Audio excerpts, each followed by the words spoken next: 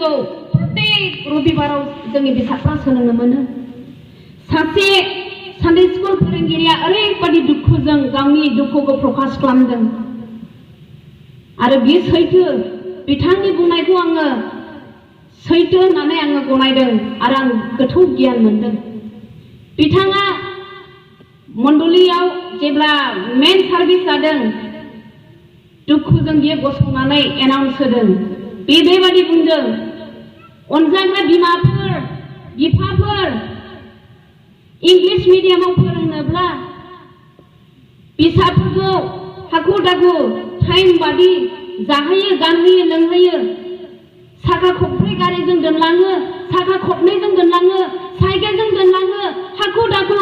बेग गावसोरनो बानायनानै दोनलाङो आरो हायोब्ला स्कुल गजासे नेनानै लाबोफिनबावो नाथाय जिउनि सानडे स्कुलनि जायगायावब्ला थां बाबा सानडे स्कुलाव होननानै सोरबा बुंबाय एबा सोरबाबा थांबो दाथांबो जेनेबो उद्देश्य गैया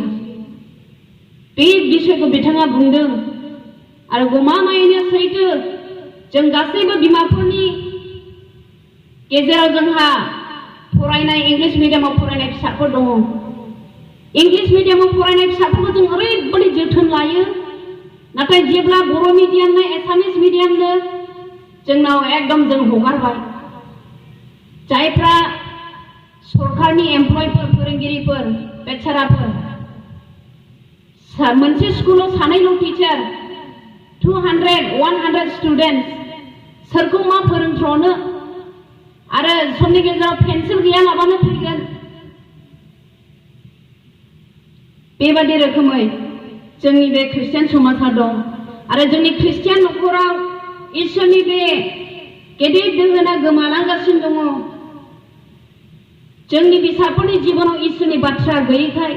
जोंनि फिसाफ्रा पाप मावनो गिया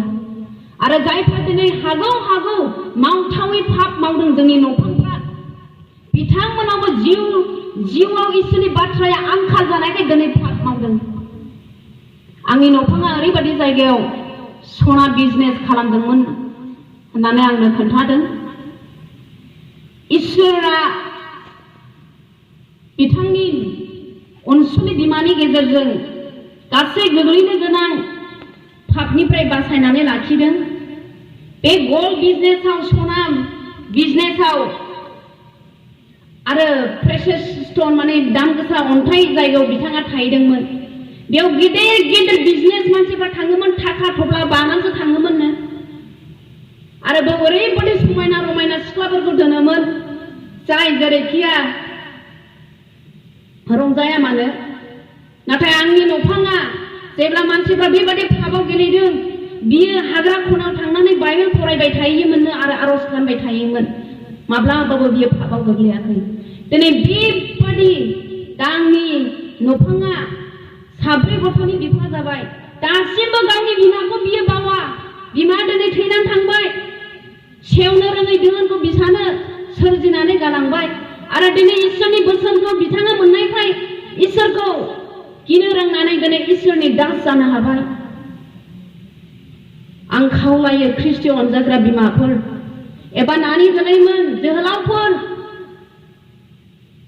इसोरनि बोसोनखौ गुरुत्व लानानै सप्तायाव खनसे मोनसे बाइबेल पद जोङो मखस्थ' लायोब्ला 48टा जोङो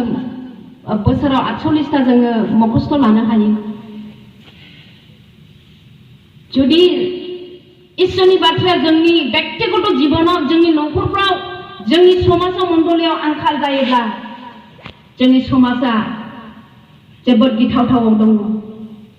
दिनै गोबां मानसिफ्रा इसोरनि बे बाथ्राखौ मिथियैयाव मखस्थ' लायैयाव पाप मावनो गियाखै इब्राहिमनि 12:12 जों फरायबाय बे इसोरनि बाथ्राया फारनैबो दाहार गोनां थुंग्रिनिफ्रायबो गोबावसिननो जेब्ला सासे मानसिया पापाव गोग्लैगोन जोङो मानसि जानानै समनि गेजेराव पापाव गोग्लैनो हागौ नाथाय बे मानसिया पापाव गोग्लैयोब्लाबो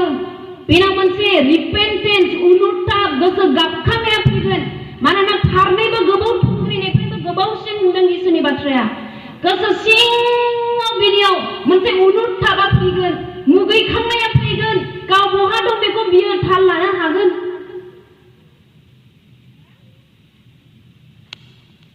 रिपेन्टेन्स होननाया बेनाव फैगोन गोसो सोलायनाया बेनाव फैगोन सोरबा सासेया बिथांखौ